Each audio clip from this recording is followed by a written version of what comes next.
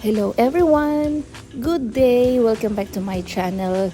This is Miss Marichu. Again, long time din na ako nakapag-upload ng mga latest adventure ko. So welcome to another day, another adventure with my community.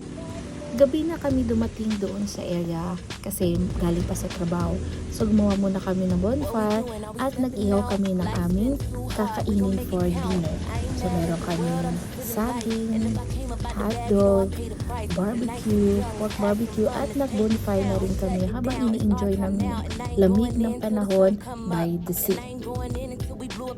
And since midnight na kami nakarating sa aming destinasyon, mas pinili na lang namin i-observe at enjoy yung weather at ma-witness namin yung sunrise. Nako, mapapamangha ka talaga sa ganda ng nature.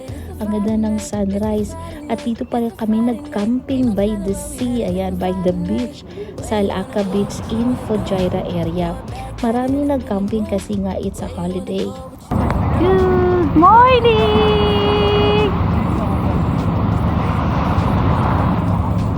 Nakaka-relax talaga yung marinig mo yung alon ng dagat.